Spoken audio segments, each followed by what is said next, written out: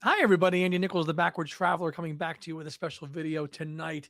About a week after Mr. Kyle Hand's wedding to the lovely Phoebe, that Heidi and I were fortunate to attend, along with my mates, Beatle Tone and Mrs. Beatle Tone, who have been back in the UK a couple of days, and we've just had we're just kind of catching our breath from all the craziness that we packed into 4 days. We said it a few times when they were here that who knew that only staying in America for 4 days could feel like a month with where we went, who we saw, and all the things we did. Going to New York City, going to the wedding, which was absolutely such a joy and a beautiful occasion, and a chance to celebrate with a good friend of ours in our Beatle world here. And me and Heidi and Tone and Kim were the only people that really knew each other at that wedding, but it didn't really matter. We had such a great time celebrating two beautiful people on a special day, on probably the best weather day for an outside wedding I think I've ever been to. And it's just been nice to talk to Tony and Kyle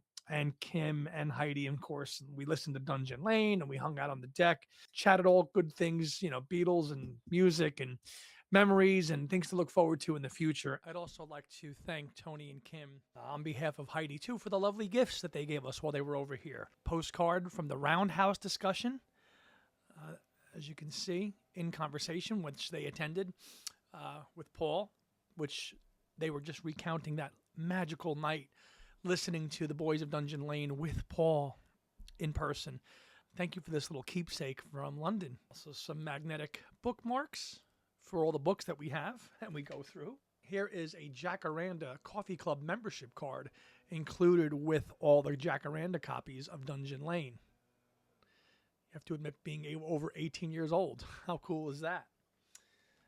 But really, one of the really nice gifts that they gave me, which I believe is an original book here, they kind of on the scene from the Beatles at Carnegie Hall. They also gave me this awesome brooch, which we think is an original here, a jewelry brooch.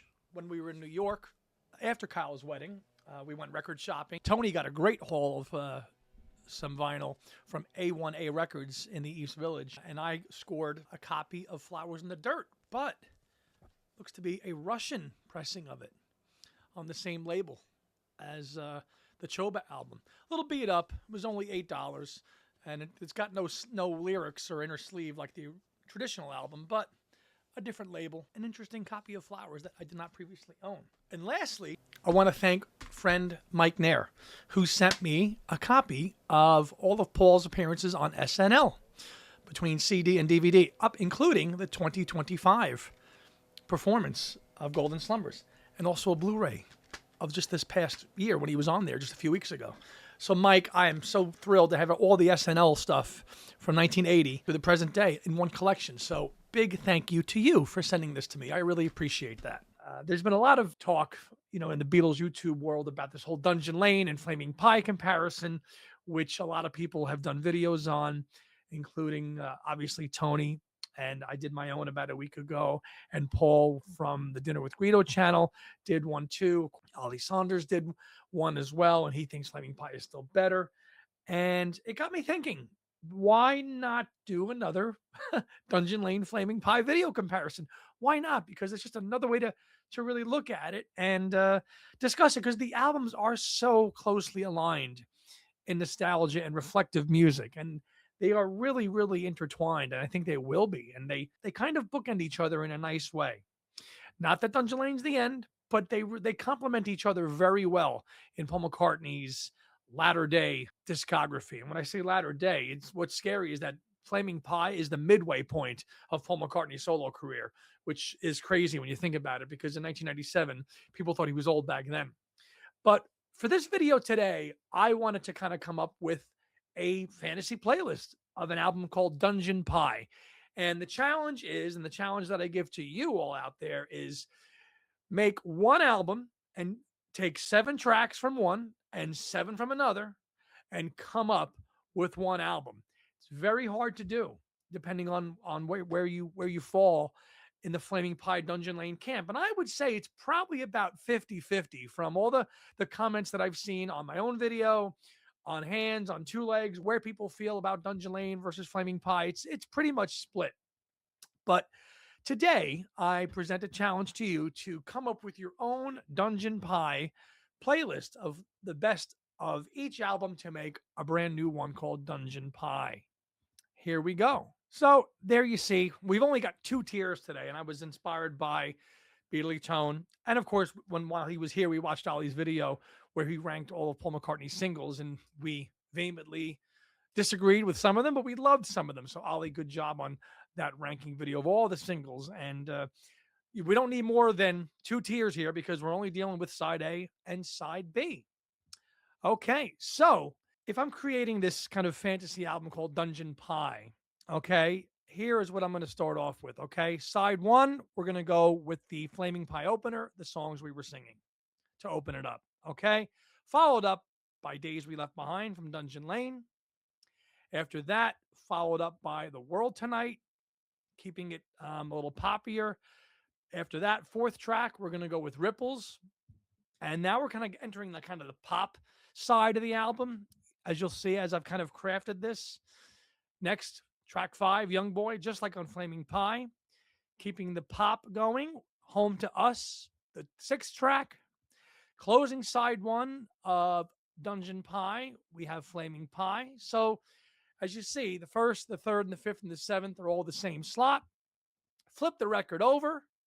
Okay, instead of come inside, we're going to go with As You Lie There. Instead of opening up the album, it now opens up side 2. All these songs are going to be much more reflectful as the record closes. As you see, side 1's much more poppier with all those songs on there. And now we kind of go into the more ballads and we continue with Never Know. And from there, we'll go Some Days. And after Some Days, we're going to go into First Star of the Night, followed by Calico Skies, followed by the penultimate track, just like on Flaming Pie, Beautiful Night. And then we will close the record out with Mama Gets By. And you might think that's fairly predictable, but I think that that is the best 7 of each album. And it was much harder to pull 7 off of Dungeon Lane than it was Flaming Pie. I have to be honest with you. I had to sacrifice Come Inside. I have to sacrifice Life Can Be Hard and Salesman Saint. And that wasn't really easy to do, I must say. But if I'm looking at it fair and balanced, that's how I'm looking at it, is using those 14 tracks to come up with a Dungeon Pie kind of fantasy playlist. And I know this has been talked to death ad nauseum, and some people are like, what are you nuts? Flaming Pie is light years better. But if I'm just looking at it honestly, they're both tremendous records. Even the lows on Flaming Pie don't really bring that album down too much. They really don't. And that's If You Wanna and Used to Be Bad and Really Love You.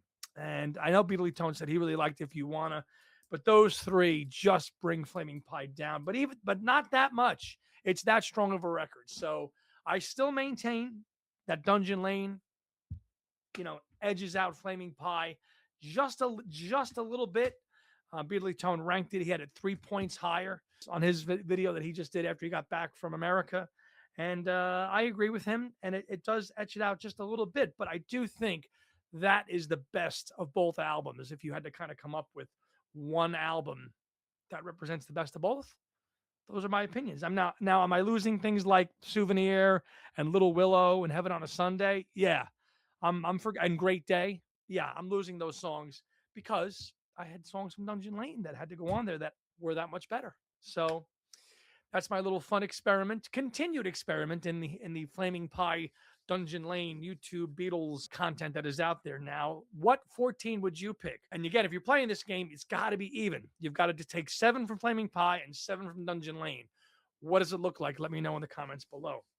A couple of things I'd like to promote. I am the next contestant on Tone and Paul's Beatle Board game show, which drops today, the 26th of June. That's over on the Dinner with Greedo channel. So check that one out. It was a lot of fun to do, and I hope you guys like it. Also, just posted was a special Hands Across the Water episode, which I did with Tone right here in the Backwards Traveler studio with a small cameo from Kyle and Heidi and Mrs. Beatle Tone at the start of it, where we kind of dissected USA Today's rankings of Paul's 84 best songs of all time. That's Beatles, Solo, and Wings. And it was something to do. We wanted to create something while he was here, like we did back in January when we were over in London. And we had a nice little half-hour episode kind of going through 84 songs very quickly, whether we agreed or disagreed on the listing. And some of them were absolutely mental. Off the Ground being ranked higher than Silly Love Songs. And I think there was 3 or 4 songs from Off the Ground on that list. So whoever wrote that article, I guess, is an Off the Ground fan, which is cool, but you can't rank Off the Ground higher than Silly Love Songs. So that's up now on Hands Across the Water as well. And our most recent Two Legs episode just dropped this past week, where we talked about kind of Dungeon Lane by the numbers in terms of physical sales, and is the fan base kind of decreasing because although we love Dungeon Lane, it has sold significantly less than McCartney 3 and Egypt Station. And Tom and I kind of had a good fist of a conversation about why those numbers are going down, sadly. And that's just due to the economy, ageism, and all that. So that's over on Two Legs if you'd like to check that out. As for me, I should be back here again on Sunday. It's been a minute, but it's been a hectic couple of weeks.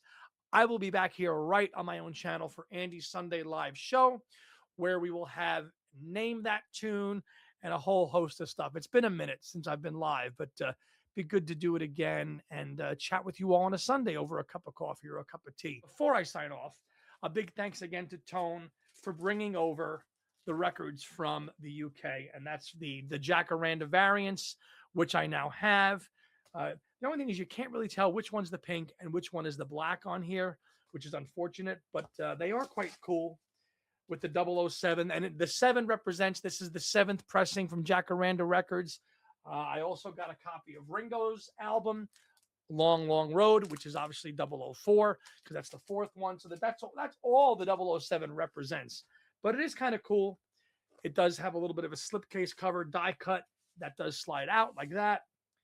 And then a little insert like this here that goes in front of it. And then just the regular sleeve here as well. We'll just see which one this is for giggles. It's the pink one. Now have the Jacarandas, thanks to Tony and Kim. They were so very nice to bring those over. The other latest acquisition in the Dungeon Lane collection, I've got the first of the 3 Japanese obis. And if you're collecting and you're watching, all the obis from Japan have different obi artwork with different birds on here. In the last couple of days, I ordered the Tower Records exclusive from Japan, which is the red vinyl, which has a different bird. And of course, and then just today, I ordered the white Japanese vinyl, which again has another bird on it. So those are looking to be right now 3 of the more sought after collectibles, because they're not really available out there at all, but they are quite nice. You've got to have the obi, right? The obi strip is so nice. Once those 2 come in, I think my count's going to be close to 20 for my vinyl variants for the Boys of Dungeon Lane. But it's kind of like, once you start, you just can't stop.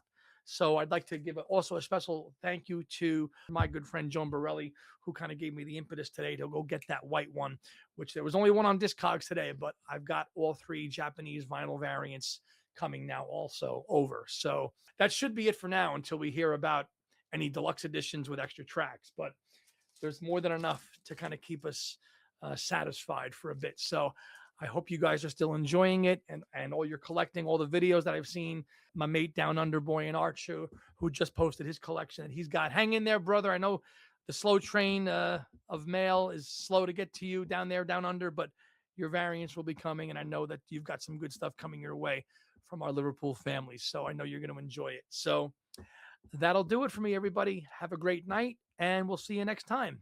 Take care.